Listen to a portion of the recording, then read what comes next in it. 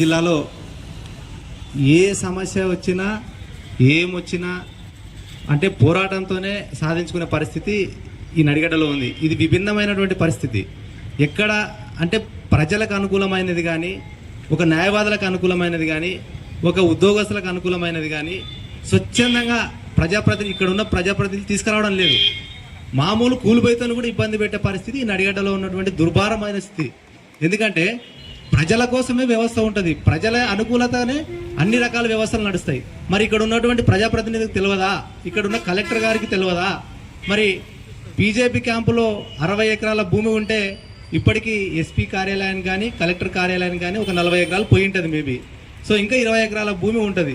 నిజంగా land acquisition చేసి వాళ్ళు ఇంకా ఎంత ఉంది, ఇంకా ఏదేదానికి ఎంత పోయిందని తెలిపితే కూడా 10 ఎకరాల భూమి ఈజీగా దొరికే పరిస్థితి ఉందని వాళ్ళ మెజారిటీ ఆఫ్ పీపుల్స్ కానీ మెజారిటీ అడ్వకేట్స్ కానీ అంటున్నారు. మరి వాళ్ళ నిర్ణయాన్ని కూడా స్వాగతించి మరి సర్వే చేయించి వాళ్ళకి అక్కడ ఇస్తే అందరు కూడా ఉపయోగపడేటువంటి వ్యవస్థ కదా ఇది. ఇది న్యాయవాదులు అంటే వాళ్ళకేం స్వార్థం, వాళ్ళ స్వార్థం కోసం నిర్మించేటువంటి భవనం కాదు ఇది. ఇది జిల్లా ఆస్తి. జిల్లా కోర్టు అంటే తరతరాలుగా న్యాయవాదులు కానీ కక్షిదారులు కానీ వచ్చి వాళ్ళ సమస్యలు పరిష్కరించుకున్నటువంటి వ్యవస్థని మరి ఇవాళ ఎక్కడో దూరంగా ఉన్నదానికి తరలించి మరి అక్కడ నిర్మించాలని మొండి పట్టుబట్టడం అనేది సమంజసం కాదు. మరి చూసినాం ఇంతకుముందు గతంలో కూడా జిల్లాలో ఉన్న వ్యవస్థ మన జిల్లాకి ఏది రావాలన్నా కూడా స్వచ్ఛందంగా ఎందుకో ఇవ్వరాలు. అంటే వాళ్ళ మనసు ఒప్పదేమో నాకు తెలిసి. అంటే ఈ కొడుకులు ఇట్లే కొట్లాడి మా కాలు మొక్తేనే మేము ఇస్తామనే దుర్మార్గమైనటువంటి వ్యవస్థ ఈ ప్రాంతంలో ఉండడం సిగ్గుచేటు.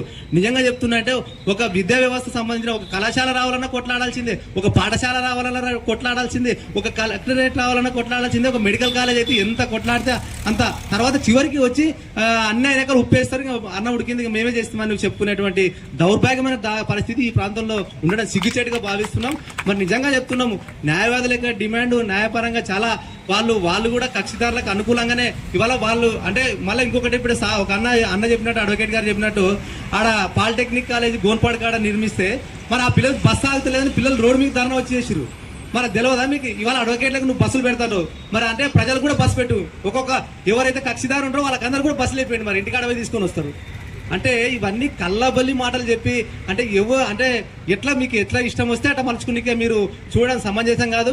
ఇక్కడున్న ప్రజాప్రతినిధులు కానీ తర్వాత కలెక్టర్ గారు కానీ అధికారులు కానీ ఖచ్చితంగా పునరాలోచన చేయాల్సిందే. ఖచ్చితంగా కోర్టుని ఇక్కడ బీజేపీ క్యాంపుల్లోనే నిర్మిస్తేనే అందరికీ అనుకూలంగా ఉంటుందని.